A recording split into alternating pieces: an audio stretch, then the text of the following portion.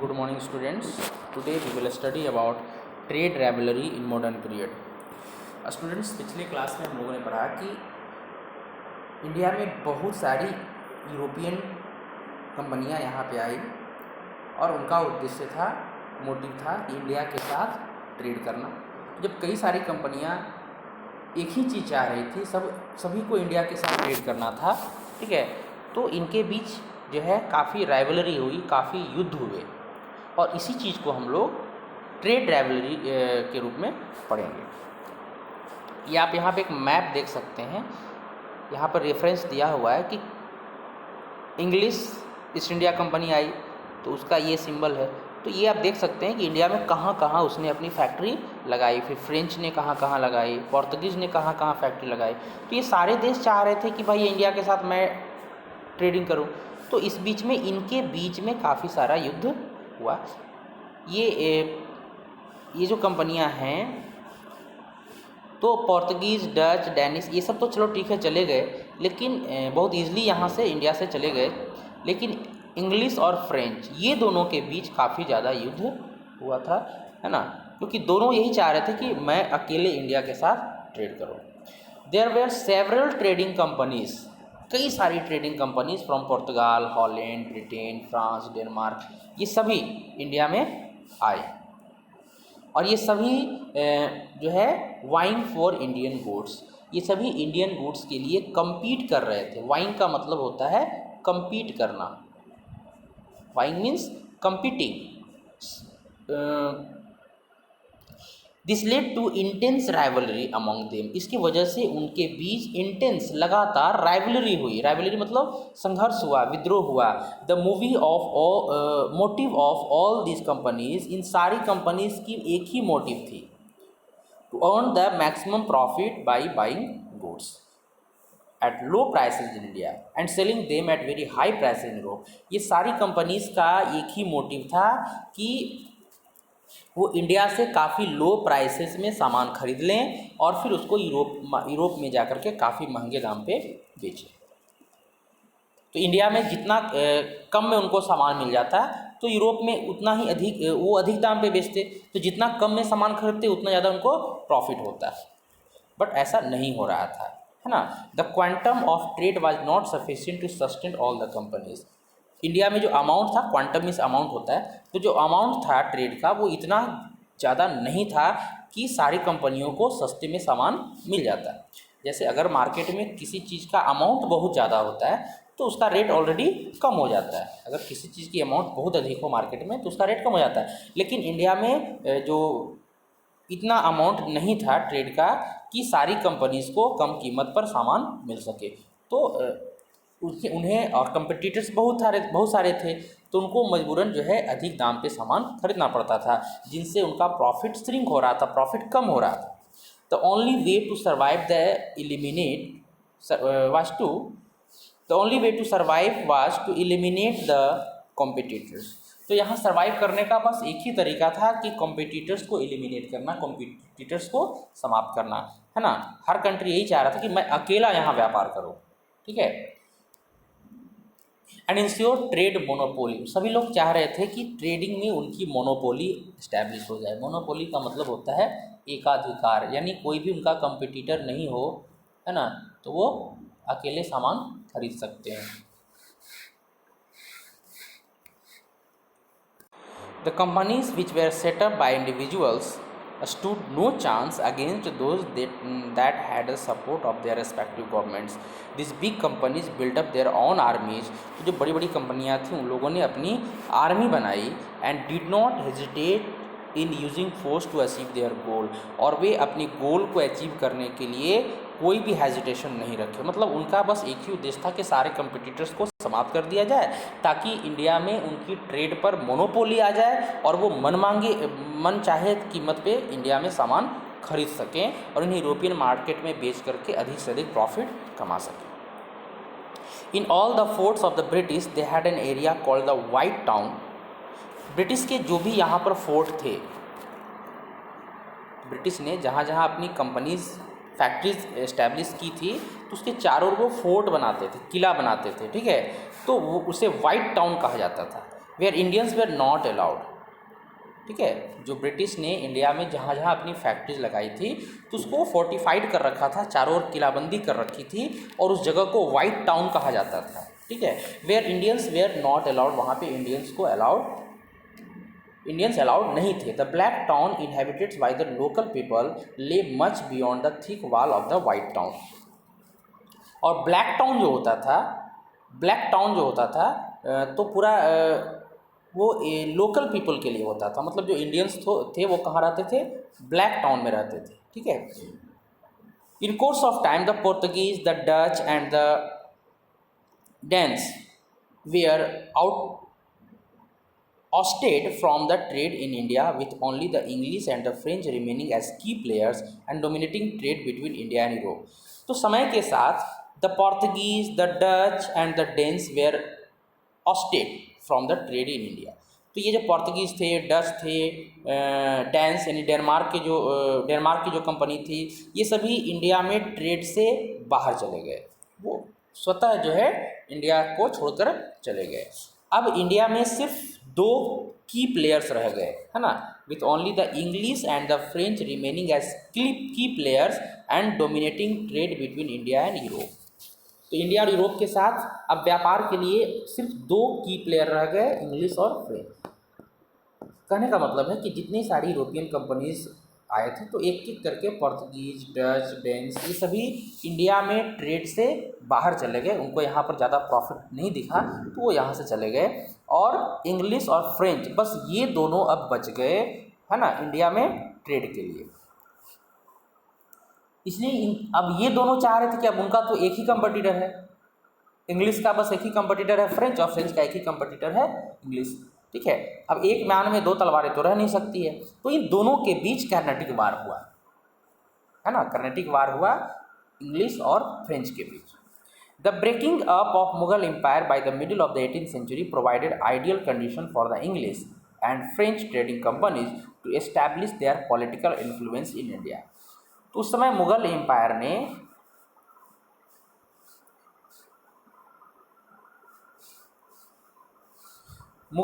ने 18th century के middle में इंग्लिश और फ्रेंच दोनों को कुछ ऐसे कंडीशंस दिए, आइडियल कंडीशंस दिए, जिससे कि वो अपनी पॉलिटिकल इन्फ्लुएंस इंडिया में जो है इस्टेब्लिश कर सकते हैं।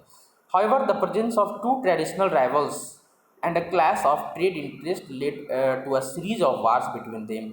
लेकिन ये दोनों जो ट्रेडिशनल राइवल्स थे, इनके बीच एक सीरीज ऑफ वार स्टार्ट हुआ, है ना, एक युद्ध, लगातार युद्ध शुरू हुआ किसके किसके बीच, the British and the French के बीच।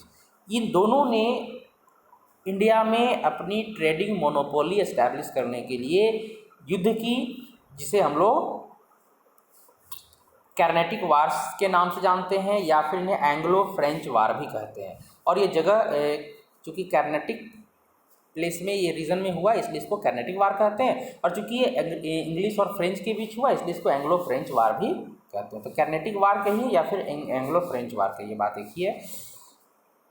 और ये एक सीरीज था, मतलब एक ही युद्ध नहीं हुआ, इसमें 3 वार्स हुए थे, है ना, first Carnatic war, second Carnatic war and third Carnatic war. तो सबसे पहले बात करते हैं हम फर्स्ट कर्नाटिक वार। ये हुआ था 1746 to 48। As the war broke out in Europe, it spilled over into India. The British settlement of Madras, which was in the province of Carnatic, was captured by the French. हुआ क्या था कि जो British settlement जो मद्रास में था, वो Carnatic का एक प्रोविंस था जिसको फ्रेंच ने कैप्चर कर लिया, और यही इस युद्ध की शुरुआत हुई थी। The British in turn attack Pondicherry. तो मद्रास में ब्रिटिश सेटलमेंट था, लेकिन फ्रेंच ने उसको कैप्चर कर लिया, तो बदले में ब्रिटिश ने पौंडीचेरी पर अटैक कर दिया। As the war ended in Europe, Madras was restored to the British. और इस तरह से फर्स्ट कर्नाटिक वार में अंग्रेज जीत गए और ब्रिटिश ने मद्रास को रीस्टोर कर लिया, फिर से वापस पा लिया। I repeat again students, first Carnatic war 1746 से 48 के बीच हुआ था, और इसका होने का वजह क्या था, तो मद्रास जो कि ब्रिटिश सेटलमेंट का हिस्सा था, और कर्नाटक का ये जो जगह था वो कर्नाटिक रीजन में पड़ता था, ठीक है, लेकिन फ्रेंच ने उसको कैप्चर कर लिया, कैप्चर्ड बाय द फ्रेंच। तो बदले में द ब्रिटिश इंटर्न मतलब बदले में ब्रिटिश ने क्या किया, पौंडीचेरी पर अटैक कर दिया, जो कि फ्रेंच सेटलमेंट का हिस्सा था। तो इस तरह से दोनों के बीच युद्ध हुआ और युद्ध के बाद at the war ended in Europe में वार इंड हुआ और मद्रास जो है ब्रिटिश के द्वारा फिर से रीस्टोर कर लिया गया। तो ये फर्स्ट कर्नाटिक वार, उसके बाद आया second Carnatic war. When the peace treaty was signed, उसके बाद एक पीस ट्रीटी आई, दोनों के बीच शांति समझौता हुआ 1748 में in Europe. Peace was prevailed between the French and the British trading companies but this peace lasted only for a short time. तो peace तो हुआ, शांति तो हुई, युद्ध बंद हुआ, लेकिन ये कुछ ही समय के बाद ये जो शांति थी वो समाप्त हो गई। Peace also prevailed between the French and British trading companies, but this peace lasted only for a short time. The Nawab of Carnatic was killed by the French. Carnatic का जो नवाब था उसको फ्रेंच के द्वारा मार दिया गया। The Nizam of Hyderabad too died at the same time. और उसी समय हैदराबाद का निज़ाम भी मर गया। Now both the British and the French wanted to wield influence in these two states, so they wished to install their favorites on the throne. तो ये अब तो इधर हैदराबाद, उधर कर्नाटिक का जो नवाब था वो भी मर गया और हैदराबाद का निज़ाम भी मर गया। तो अब दोनों ब्रिटिश और फ्रेंच दोनों चाहते थे कि इन दोनों जगहों पर, है ना, इन दोनों स्टेट्स पे वो कोई ऐसा व्यक्ति को फिट करना चाहते थे ताकि इन राज्य रीजन्स में उनका जो है इन्फ्लुएंस बना रहे, ठीक है। The British and the French wanted to build influence in this two states. वो इन दोनों स्टेट्स में अपना इन्फ्लुएंस बनाने के लिए वो चाहते थे, they wish to install their favourites on the throne, कि वो अपने फेवरेट्स को किसी अपने व्यक्ति को इन थ्रोन्स पर बिठाना चाहते थे। The French supported Chanda Sahib in Carnatic, French ने कर्नाटिक में चंदा साहब को सपोर्ट किया, and Muzaffar Jang in Hyderabad, but the British supported rival candidates. तो ये फ्रेंच लोग चाहते थे कर्नाटिक में चंदा साहब को बिठाना और हैदराबाद में मुजफ्फर जंग को, लेकिन ब्रिटिश क्या चाहते थे, उसके राइवल कैंडिडेट्स को, मोहम्मद अली को कर्नाटिक में और नासिर जंग को हैदराबाद। तो when Chanda Sahib became the Nawab of Carnatic, Robert Clive, a young clerk in the East India Company, volunteered his services and persuaded his commander to pursue a bold plan which led to the Second Carnatic War. तो इन दोनों के बीच फिर rival start हो गया, क्योंकि दोनों French चाह रहे थे चंदा साहब को कर्नाटक में और मुजफ्फर जंग को हैदराबाद। अब ब्रिटिश चाह रहे थे उनके राइवल कैंडिडेट्स को, मोहम्मद अली को कर्नाटक में और नासिर जंग को हैदराबाद में। और चंदा साहब जब कर्नाटक का नवाब बना, उसी समय रॉबर्ट क्लाइव, जो कि एक ईस्ट इंडिया कंपनी का एक बहुत ही यंग क्लर्क था, उसने वॉलंटियर्ड हिज सर्विस, स्वयं अपनी इच्छा से, ठीक है, persuaded his commander to pursue a bold plan. वो जो सेना का कमान अपने हाथ में लिया, है ना, और सेकेंड कर्नाटिक वार की शुरुआत। वो एक क्लर्क था, बट उसने अपनी इच्छा से वो कमांडर का जो दायित्व था वो उसने अपने हाथ में लिया और सेकेंड कर्नाटिक वार की शुरुआत कर दी। ही मार्च्ड टू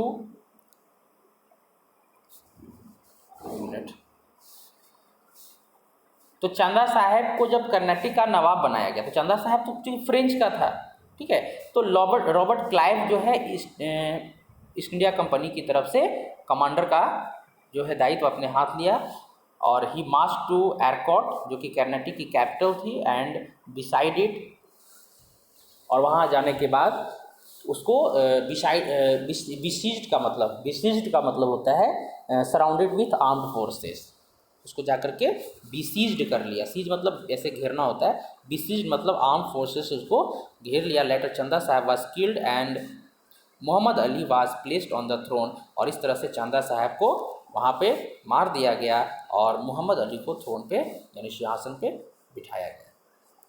तो ब्रिटिश के द्वारा ये काम किया गया। मतलब चंदा साहब फ्रेंच ने चंदा साहब को कर्नाटक का नवाब बना दिया। तो रॉबर्ट क्लाइव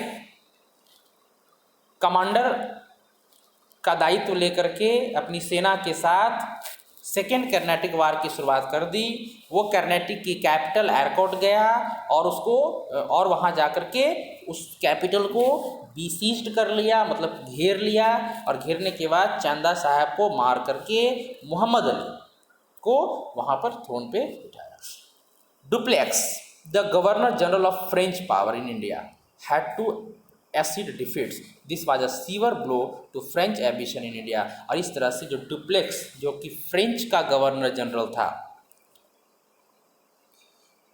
उसने अपनी हार मान ली। This was a severe blow of French ambition in India. और इस तरह से जो इंडिया में फ्रेंच एम्बिशन जो है की हार हुई, और Dupleix was called back to France, और डुप्लेक्स को वापस फ्रांस बुला लिया गया। इसके बाद थर्ड कर्नाटिक वार हुआ, जिसको हम लोग 7 ईयर्स वार भी कहा जाता है।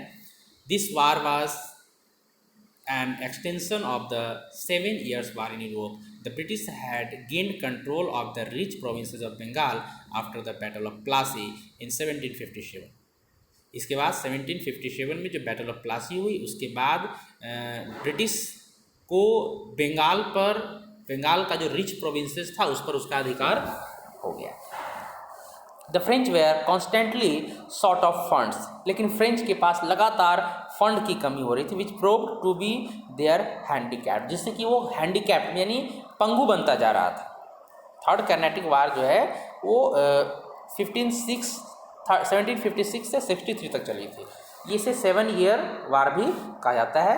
अब ब्रिटिश का जो कंट्रोल है वो बंगाल पर भी हो गया बैटल ऑफ प्लासी के बाद, और फ्रेंच के पास लगातार फंड की कमी हो रही थी, इस तरह से वो हैंडीकैप बनता जा रहा था। They were also defeated in the battle of Wandiwash in 1760, इसलिए 1760 के वांडीवाश के युद्ध में भी जो है फ्रेंच हार गए।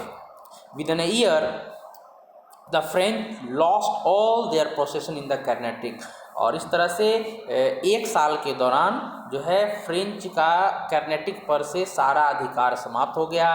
The French continue to trade under protection of the British, तो फ्रेंच ट्रेडिंग कर रहे थे बट ब्रिटिश के प्रोटेक्शन में, but now they are only restricted to trade having eliminated all their foreign rivals. इस तरह से अंग्रेज़ों ने अपने सारे फॉरेन राइवल्स को एलिमिनेट कर दिया, समाप्त कर दिया, और the English east India company embarked on an era of wars and conquest। और इस तरह से जो है इंग्लिश ईस्ट इंडिया कंपनी ने एक वार्स और कंक्वेस्ट का जो है युग की शुरुआत कर दी। इम्बार्क का मतलब होता है started, an era of wars and conquest. और यहाँ के बाद लगातार जितने भी युद्ध हुए ना, तो इस अंग्रेज जीतते ही चले गए, लगातार उनकी जीत होने लगी। तो इस तरह से हम कह रहे हैं कि उन्होंने एक एरा की युग की शुरुआत कर दी। किस चीज़ के युग की शुरुआत कर दी? युद्ध और विजय, युद्ध भी करते थे और जीतते भी थे, इसलिए वार एंड कन्क्वेस्ट का एरा जो है शुरुआत।